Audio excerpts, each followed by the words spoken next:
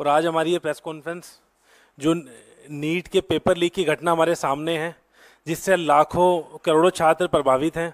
आप लोग सब सोशल मीडिया के माध्यम से और तमाम हम लोगों में भी न्यूज़ कटिंग के माध्यम से जो छात्रों ने हमसे संपर्क भी करा, कुछ आप गंभीर वीडियोस भी देख रहे होंगे कि बच्चों ने सुसाइड केसेस तक सामने आ गए कई दिनों की इस घटना के सामने। और सरकार ने चुप्पी साधी हुई है इस घटना पर। और ख़ास तौर पर जो एनटीए है, एनटीए बार बार शक के घेरे में आती है कि जो भी एग्ज़ाम कंडक्ट कराती है या तो उसकी पेपर लीक की घटना सामने आ जाती है, या फिर किस तरीके से जो नीट के इस बार आंकड़े आप लोगों के सामने आए हैं कि जो स्कोर संभव नहीं था वो भी छात्रों का स्कोर आप लोगों के सामने आया है। तो इन सब चीज़ों को लेकर हमारी प्रेस कॉन्फ्रेंस है। तो मैं ये बोलना चाहूँगा कि बार बार एनटीए शक के घेरे में है, उसके बावजूद आप देखेंगे किस तरीके से शिक्षा का जो सरकार निजीकरण करती है उसके आज आपके सामने ये उदाहरण नज़र आ रहे हैं कि उसी के कारण ये बार बार जो एग्ज़ाम्स कंडक्ट होते हैं उनमें धांधली पाई जाती है। और जब ये नीट का एग्ज़ाम हुआ था उस समय भी कुछ खबरें सामने आई थी कि सरकार ने गिरफ्तारियां भी करी हैं, बिहार में भी गिरफ्तारियां हुई थी कि पेपर लीक की घटना भी इसके सामने आ रही थी। सरकार चुप थी, एनटीए चुप थी, चेयरमैन का कोई बयान नहीं आया इसमें एनटीए का। और आज जब ये रिजल्ट आना था 10 दिन बाद, तो 10 दिन पहले ऐसी क्या जल्दबाजी थी कि 10 दिन पहले ये जो परिणाम थे उनको निकालने की जल्दबाजी थी। दूसरा, कभी भी अगर नीट का कोई रिजल्ट आता है तो एक दिन पहले छात्रों को या पेरेंट्स को मैसेज के माध्यम से या मीडिया के माध्यम से ये निकाला जाता है कि नीट का रिजल्ट आ रहा है। लेकिन ये पहली बार ऐसा हो रहा है कि जब रिजल्ट निकला तो ना तो उन बच्चों को पता था कि रिजल्ट आ रहा है और ना ही उन पेरेंट्स को पता था, ना आम किसी इंसान को पता था कि रिजल्ट निकल रहा है। तो ऐसी क्या जल्दबाजी थी कि रिजल्ट इतनी जल्दी निकालना पड़ा। तो कहीं ना कहीं जो आंकड़े भी हैं वो भी शक के घेरे में हैं। और हमारे इंचार्ज भी हमारे साथ बैठे हैं, पूरी कांग्रेस पार्टी और एनएसयूआई ये मुझे डिमांड भी करती है कि कहीं ना कहीं कुछ तो इसमें धांधली है, तो इसकी जांच हो। अब मैं हमारे इंचार्ज कन्हैया कुमार जी से भी बोलूंगा, विनीत जी से भी, कि वो अपनी बात रखें, फिर हम इसको आगे।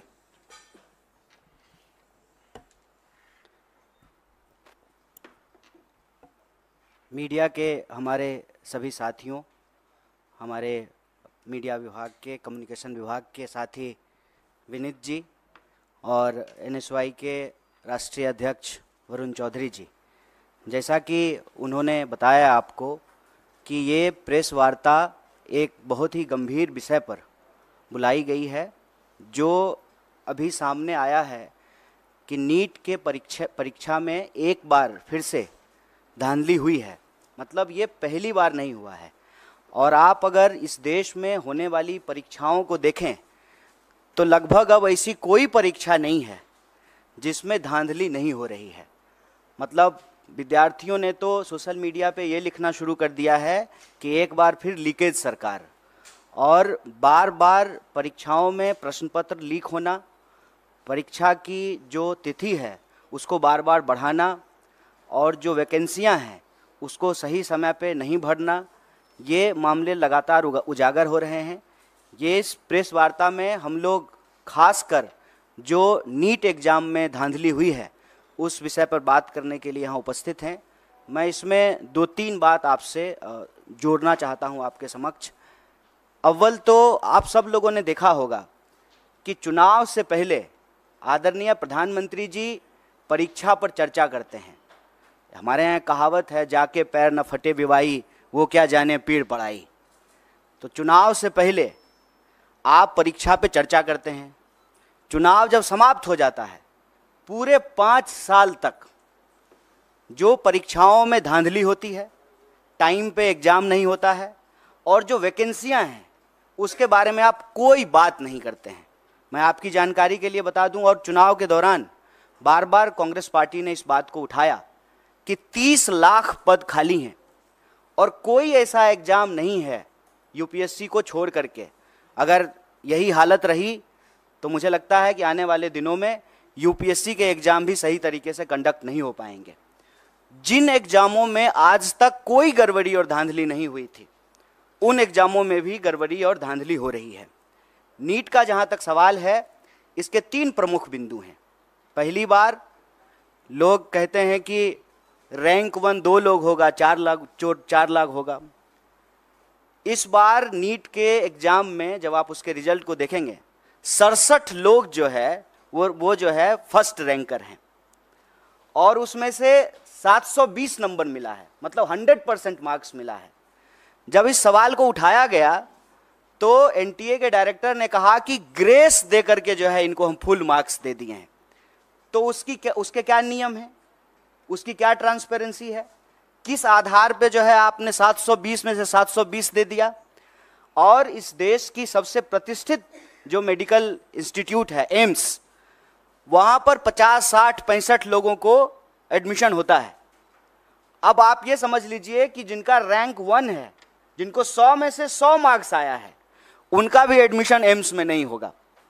तो पूरी तरह से इन्होंने इस देश के एग्जामिनेशन सिस्टम को मजाक बना दिया है।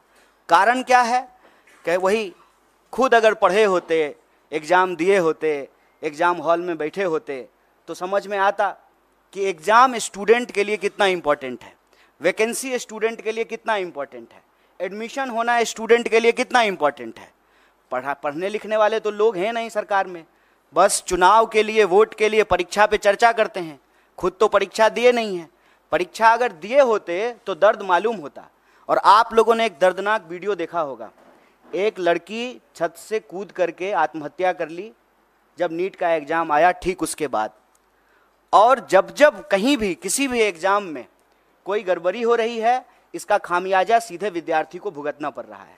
आप सब जानते हैं, सरकारी आंकड़ा है, हमने अपने घर में नहीं बनाया है, 1 घंटे में 2 जवान इस देश में आत्महत्या कर रहे हैं।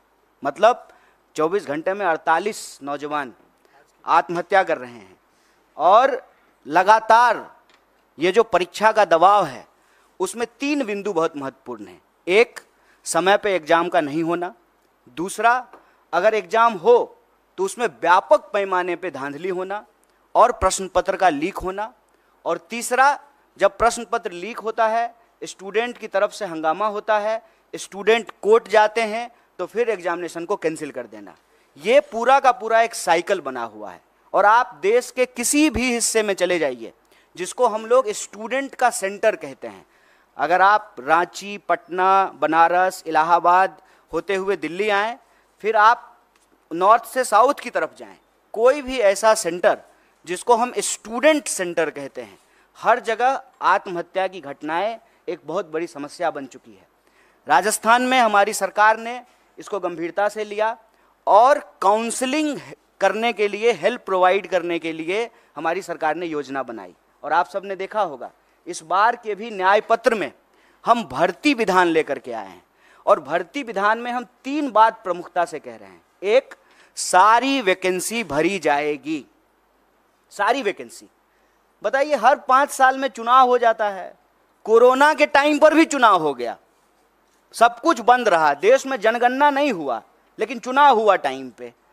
तो जब 5 साल में प्रधानमंत्री बदल जाते हैं, 5 साल में जो है एमपी बदल जाते हैं, एमएलए बदल जाते हैं, मुख्यमंत्री बदल जाते हैं, सब कुछ टाइम पे होता है, तो एग्जामिनेशन क्यों नहीं टाइम पे हो सकता है?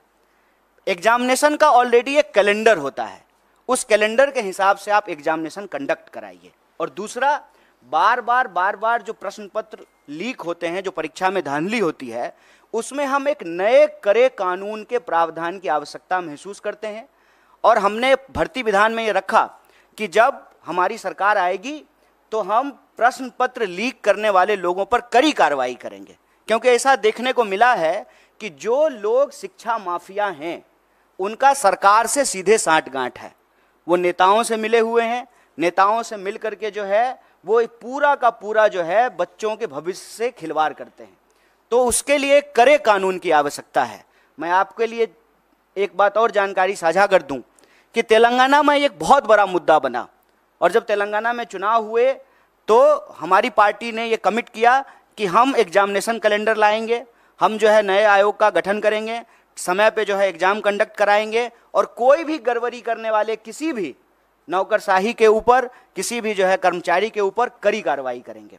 मुझे लगता है कि सरकार को ये कदम उठाना चाहिए। सिर्फ जो है बयानबाजी से, बतौलेबाजी से काम नहीं होगा। ये देश के भविष्य का सवाल है, ये बच्चों के भविष्य का सवाल है। और नेट को लेकर के, नीट को लेकर के, देश के अंदर होने वाले किसी भी एग्जाम को लेकर के कांग्रेस पार्टी ने, हमारे राष्ट्रीय अध्यक्ष ने कहा है कि सुप्रीम कोर्ट की निगरानी में इसकी एक उच्च स्तरीय जांच हो और अगर आवश्यकता पड़े, गड़बड़ियां इस लेवल पे अगर पाई जाए तो इसको एग्जामिनेशन को रिकंडक्ट कराया जाए। अगर जो लोग कंप्लेन लेकर के गए और कुछ लोगों का नंबर जो है 720 में से 720 कर दिया गया, तो बाकी लोग जो भी कंप्लेन कर रहे हैं उसकी भी सुनवाई होना चाहिए, उसका रिड्रेसल होना चाहिए। और इस देश के भीतर भाजपा को हम ये कहना चाहते हैं कि आप युवाओं के भविष्य से खिलवाड़ करना बंद कीजिए, परीक्षा पर चर्चा का नाटक बंद कीजिए, समय पर परीक्षा कराइए और परीक्षा में धांधली करने वाले लोगों के ऊपर कड़ी कार्रवाई कीजिए। और इस देश के भीतर जितने भी रिक्त पद हैं उनको इमीडिएटली जो है आपको भरना चाहिए। और यह जो आपकी ध्यान भटकाओ योजना है, मैं कहता हूं कि देश की संस्थाओं को सरकार से अच्छी चीजें सीखनी चाहिए। सरकार से देश की संस्थाओं को गलत चीजें सीखने की जरूरत नहीं है। जैसे सरकार का काम है डाइवर्ट करना, उसी तरह से संस्थाएं भी जो है ध्यान भटकाओ योजना में संलिप्त हो गई है। एक सीधा सा प्रश्न है कि जब परिणाम आना था 14 तारीख को, तो आप 4 तारीख को परिणाम क्यों लेकर के आए हैं? कि पूरा देश जो है वो इलेक्शन रिजल्ट में बिजी रहेगा तो बच्चों की कौन सुनेगा? माँ बाप भी जो है टीवी पे बैठ करके इलेक्शन रिजल्ट देख रहे होंगे, तो जो रिजल्ट में गड़बड़ी हुई है उसके बारे में कौन सुनेगा? वो माँ बाप को जाकर के बताएंगे कि हमने अच्छा एग्जाम दिया है, हमने सारे पेपर जो है अटेम्प्ट किए हैं, तो माँ बाप भी कहेंगे कि नहीं इसमें तुम्हारी गलती है। लेकिन जब आप इस पूरे प्रोसेस को देखेंगे, विद्यार्थी की कहीं से भी गलती नहीं है, क्योंकि ट्रांसपेरेंट तरीके से एग्जाम नहीं कराया गया है।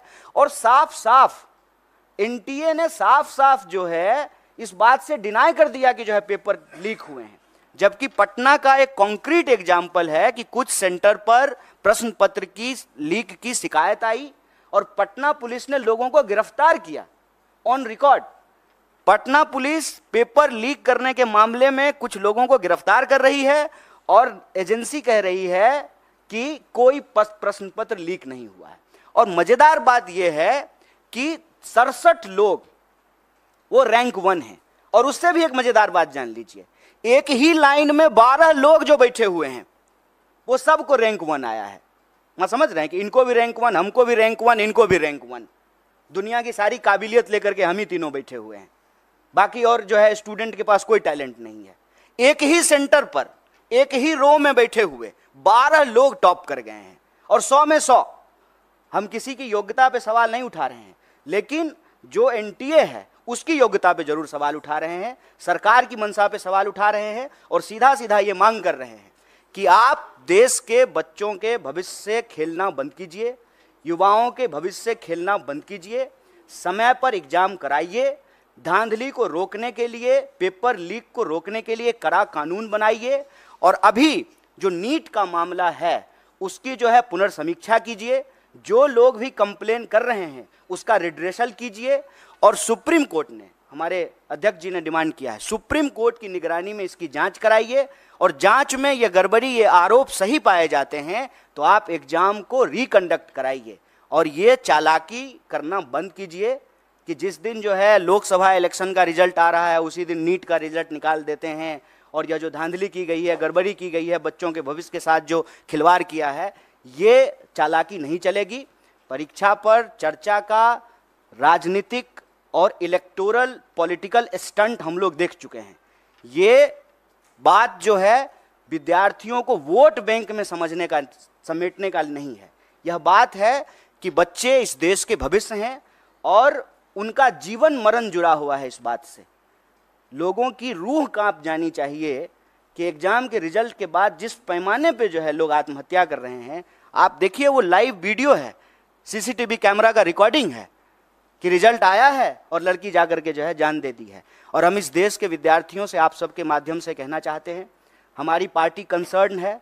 आपने देश भर से मैसेज किया है, ईमेल किया है, फ़ोन कॉल किए हैं और हमारे लिए सरकार बनेगी, बन जाएगी, शपथ ग्रहण हो जाएगा, लेकिन ये मुद्दा हमारे लिए बहुत महत्वपूर्ण है। इसीलिए ज्यों ही इसकी जानकारी हम लोगों को मिली, हमारा जो स्टूडेंट विंग है एनएसयूआई, उसके अध्यक्ष और हमारी पार्टी के राष्ट्रीय अध्यक्ष ने इस मामले को उठाया है और इसी गंभीरता को आगे बढ़ाते हुए हम लोगों ने यह प्रेस कॉन्फ्रेंस किया है। और हम उम्मीद करते हैं आप तमाम मीडिया के साथियों से कि आपके घर के भी बच्चे अलग अलग एग्ज़ाम की तैयारी करते हैं, आपके भी बच्चे हैं, हमारे घर के भी बच्चे हैं, और ये हमारे परिवार का और हमारे जो है देश के भविष्य का सवाल है। इस बात को जो है आप लोग भी इसी गंभीरता से उठाएंगे, सरकार से सवाल पूछेंगे और हमारी बात को जो है सरकार तक पहुंचाएंगे। बहुत बहुत धन्यवाद। नहीं, कोई सवाल है तो आप उनका स्वागत है। नीट के इशू पे जो भी सवाल हैं आपका, उनका स्वागत है।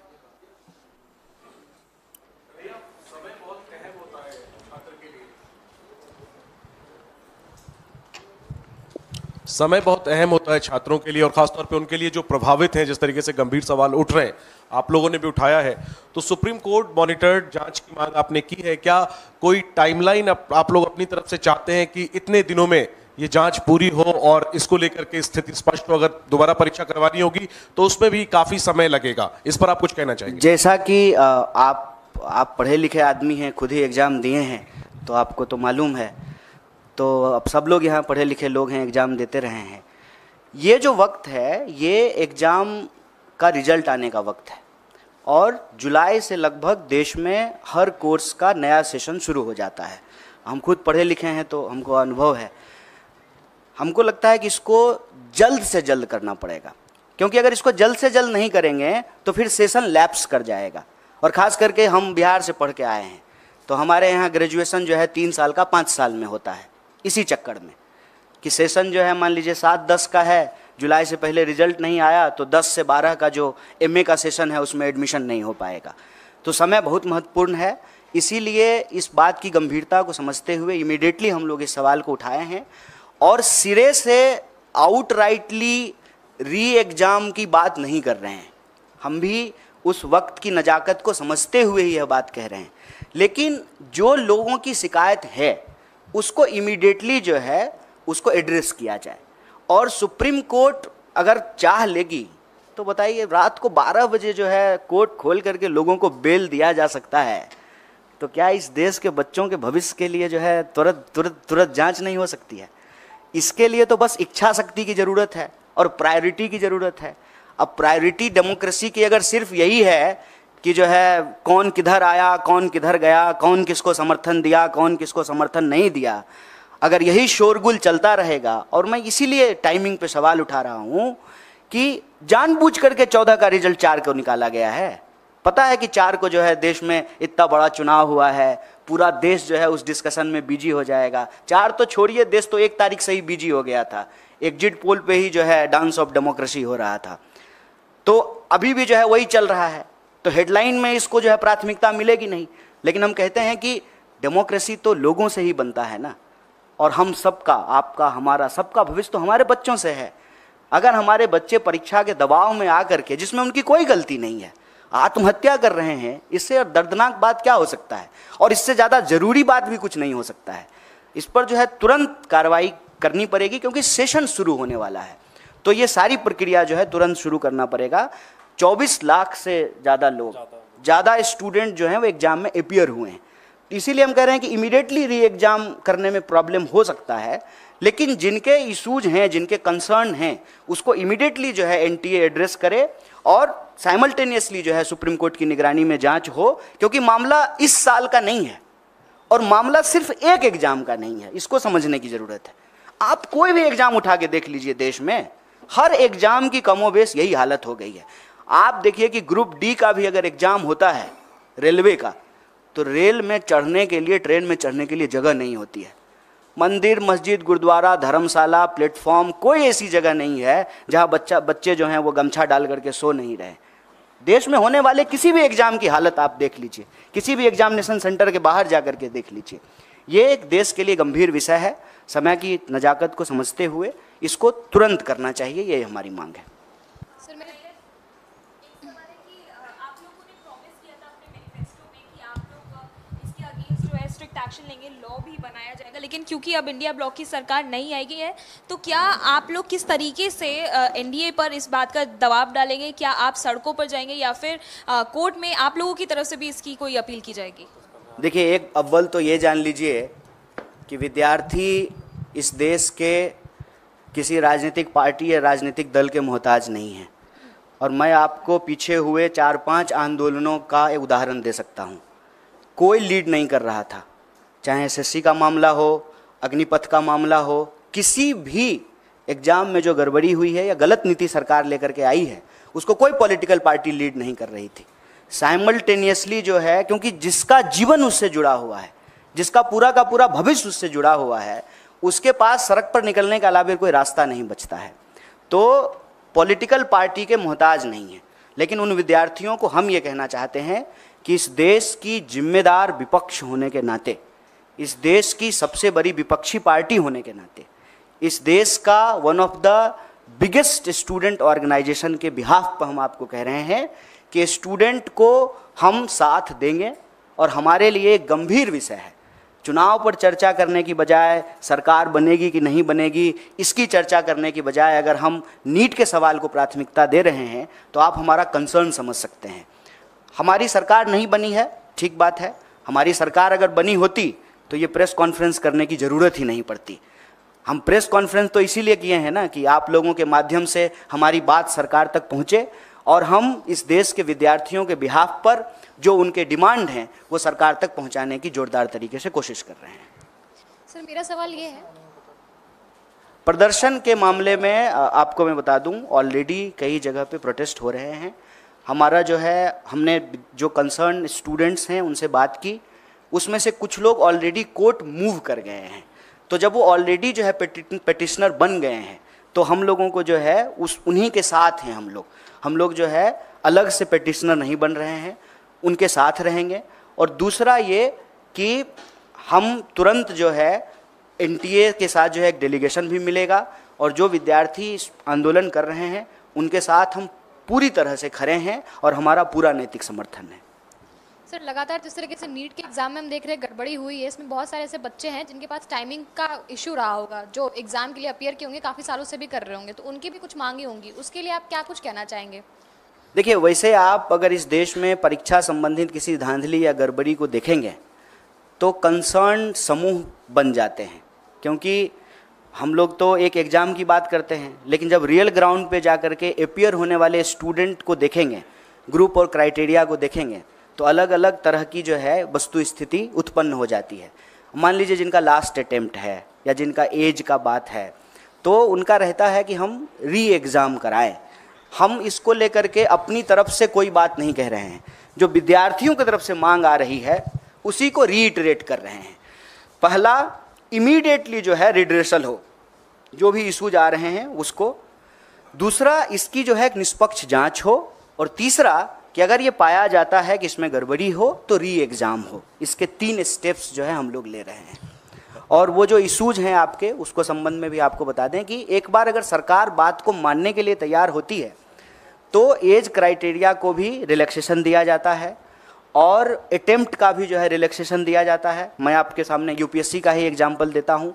जब सीसेट लागू किया गया था उस वक्त कांग्रेस पार्टी की ही सरकार थी, उसकी वजह से जो है ये प्रॉब्लम क्रिएट हुआ था और फिर सरकार ने जो है अटेम्प्ट का और एज का रिलैक्सेशन दिया था। सरकार ही तो हर नियम कानून बनाती है ना। सरकार अगर कंसर्न है विद्यार्थियों के भविष्य को लेकर के तो वो जो है अटेम्प्ट का भी रिलैक्सेशन दे सकती है, एज का भी रिलैक्सेशन दे सकती है।